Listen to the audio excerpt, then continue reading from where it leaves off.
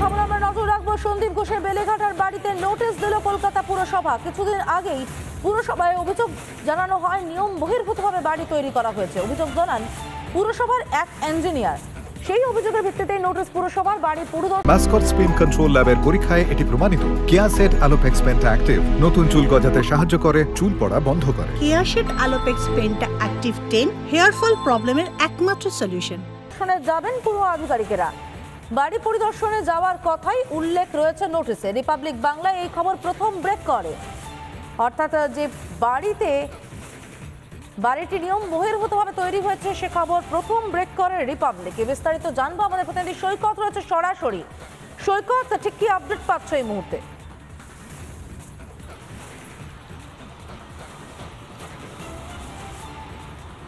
দেখো, সন্দীপ ঘোষের বেলেঘাটায় যে বাড়ি, সেই বাড়িতে অবশেষে কলকাতা পৌরসভার তরফ থেকে নোটিশ দিয়ে দেওয়া হলো। সন্দীপ ঘোষের এই যে বাড়ি, এই বাড়িতে এই যে নোটিশটি দেওয়া হয়েছে এবং নোটিশে পরিষ্কার লেখা রয়েছে যে একজন অ্যাসিস্ট্যান্ট ইঞ্জিনিয়ার এবং একজন সাব অ্যাসিস্ট্যান্ট ইঞ্জিনিয়ারের নাম লেখা রয়েছে এবং তারা আগামী 30 তারিখ সকাল 11টা থেকে 5টার মধ্যে এই বাড়িটি ইন্সপেকশনে আসবেন for the purpose of the inspection of 4 storage building. অর্থাৎ এই 83 নম্বর বদন রয় লেন এই যে বাড়িটি, এই বাড়িটি ইন্সপেকশনে আসবেন। তার কারণ রিপাবলিক বাংলা সর্বপ্রথম যে খবর ব্রেক করেছিল, এই বাড়িটি নিয়ম বহির্ভূতভাবে তৈরি হয়েছে এই অভিযোগ করে কলকাতা পৌরসভার একজন এনলিস্টেড স্ট্রাকচারাল ইঞ্জিনিয়ার তিনি অভিযোগ করেছিলেন কলকাতা পৌরসভার ডিজি বিল্ডিংকে, লিখিতভাবে অভিযোগ করেছিলেন। রিপাবলিক বাংলা সেই খবর প্রথম ব্রেক করেছিল এবং সেই অভিযোগের ভিত্তিতেই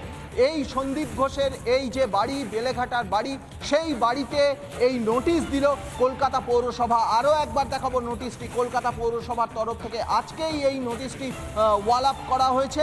এখানে পরিষ্কার লেখা রয়েছে, দুজন ইঞ্জিনিয়ারের নাম লেখা রয়েছে। তারা আগামী 30 তারিখে সকাল 11টা থেকে বিকাল 5টার মধ্যে এই বাড়িটি ইন্সপেকশনে আসবেন for the purpose of the inspection of 4 storage building.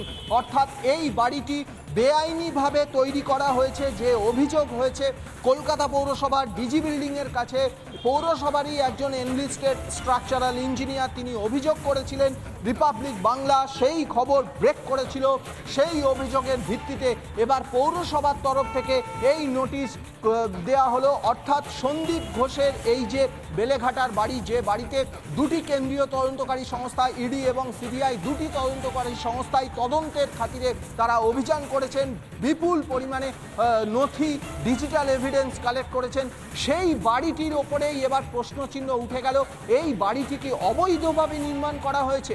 সূত্র মারফত আমরা যেটা জানতে পেরেছি, কলকাতা পৌরসভার যে বিল্ডিং, 4 তলা বিল্ডিং তৈরি করার, অর্থাৎ 4 স্টোরেজ বিল্ডিং তৈরি করার যে রুলস রেগুলেশন আছে, সেই রুলস রেগুলেশনকে ভায়োলেট করে এই বিল্ডিংটি তৈরি হয়েছে এমনটা অভিযোগ করেছিলেন স্ট্রাকচারাল ইঞ্জিনিয়ার। সেই অভিযোগের বেসিসে এবার কলকাতা পৌরসভার থেকে নোটিশ দেওয়া হলো।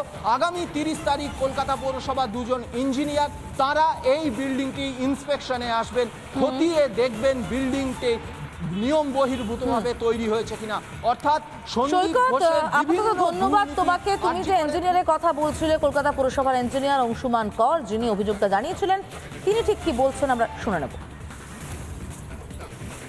কাণ্ডে যিনি ধৃত সেই সন্দীপ ঘোষ, তার বাড়িটা সম্পূর্ণভাবে বেআইনি উপায় এটাকে তৈরি করা হয়েছে এবং কিসের ভিত্তিতে এই মেলটা করা হয়েছে সেটা আপনাদের জানাই যে G+3 এই বিল্ডিংয়ের ক্ষেত্রে কলকাতা কর্পোরেশনের পুরো আইন, যেটা 2009 বিল্ডিং রুলসে এটা তৈরি হয়েছে, 2015 সালেতে স্যাংশন নিয়েছে, তাতে গ্রাউন্ড ফ্লোরেতে কার পার্কিং এরিয়াটাকে তিনি কভার আপ করেছেন, যেটা সম্পূর্ণ অবৈধ এবং যে পরিমাণ ম্যান্ডেটরি ওপেন স্পেস ছাড়া দরকার একটা G+3 এর বাড়ির ক্ষেত্রে সেটা নেই এবং তার ভিত্তিতেই এই অভিযোগপত্র